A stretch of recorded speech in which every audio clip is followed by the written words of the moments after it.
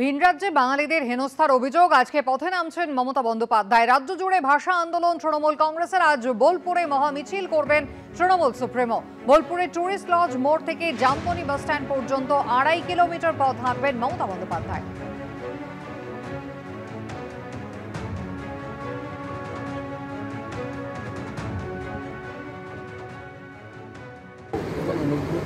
থাকবেন কি থাকবেন না, এটা তো তৃণমূল কংগ্রেসের পলিটিক্যাল ডিসিশন। কিন্তু আমার প্রশ্ন হচ্ছে, বাঙালি অস্মিতা যদি শানি দিতে হয় তো প্রথমে সাকেত গোখলেকে রাজ্যসভা থেকে তাড়িয়ে দিয়ে শান, সেখানে একজন বাঙালিকে পাঠান। লোকসভাতে ইউসুফ পাঠানকে দিয়ে ইস্তফা করিয়ে কোনো ভারতীয় বাঙালি মুসলিম তার জায়গায় দাঁড় করান। কীর্তি আজাদ ঝাঁকে ইস্তফা করান, ইস্তফা দিয়ে তার জায়গায় কোনো বাঙালি তৃণমূল নেতাকে সেখানে দাঁড় করান, তিনি জিতলে তিনি লোকসভায় যাবেন।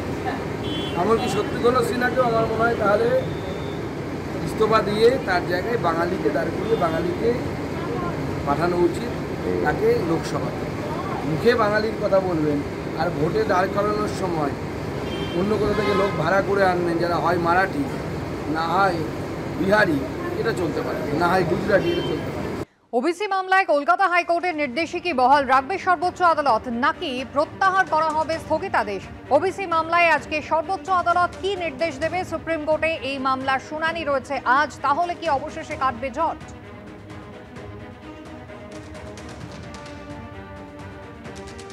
1993 সালের আইন এবং ইন্দিরা সাহানির জাজমেন্ট মোতাবেক যদি ওবিসি আইডেন্টিফাই করা হতো এই রাজ্যে, তাহলে 2010-এর পরে যে সার্টিফিকেটগুলো বাতিল হয়েছে সেগুলো হতো না।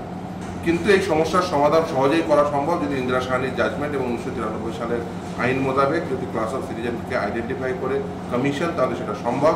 রাজ্য সরকার তারা নিজের ক্ষমতা জাহির করতে গিয়ে, ব্যাকওয়ার্ড কমিশনের বদলে নিজেদের ক্ষমতা জাহির করতে গিয়ে একটি আইন তৈরি করেছে। সেই আইনটি অসাংবিধানিক ডিক্লেয়ার হয়েছে।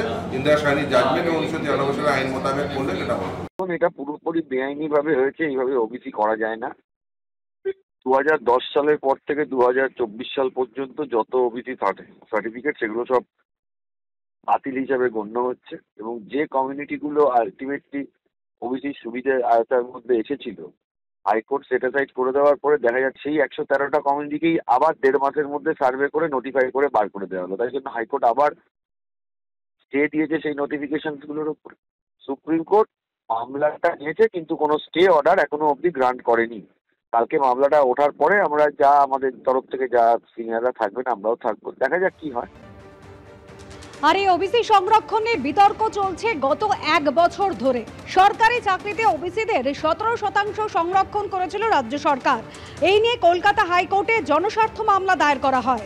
এরপর 2024-এর 22শে মে তৃণমূলের আমলে দেওয়া রাজ্যের সমস্ত ওবিসি সার্টিফিকেট বাতিল করে দেয় হাইকোর্ট। বিচারপতি তপব্রত চক্রবর্তী এবং রাজাশেখর মান্থার ডিভিশন বেঞ্চ জানিয়ে দেয়, 2010 সালের পর থেকে জারি করা সমস্ত ওবিসি শংসাপত্র অবৈধ, যার জন্য বাতিল হয়ে যায় প্রায় 5 লক্ষ ওবিসি সার্টিফিকেট। পাশাপাশি হাইকোর্ট জানায়, ওই সার্টিফিকেটের ভিত্তিতে যারা ইতিমধ্যে চাকরি পেয়েছেন তাদের চাকরি বহাল থাকলেও 2010 সালের পর যাদের ওবিসি তালিকাভুক্ত করা হয়েছে তারা ভবিষ্যতে এই শংসাপত্র ব্যবহার করে কোনো ধরনের সংরক্ষণের সুবিধা পাবেন না। কলকাতা হাইকোর্টের এই রায়কে চ্যালেঞ্জ করে এরপর সুপ্রিম কোর্টে যায় তৃণমূল সরকার। 18ই মার্চ এই মামলার শুনানি হয় সর্বোচ্চ আদালতে। অন্যান্য অনগ্রসর শ্রেণী কারা তা যাচাই করতে নতুন সমীক্ষা করা হচ্ছে বলে জানায় রাজ্য সরকার। 3 মাসের জন্য সময় চাওয়া হয়।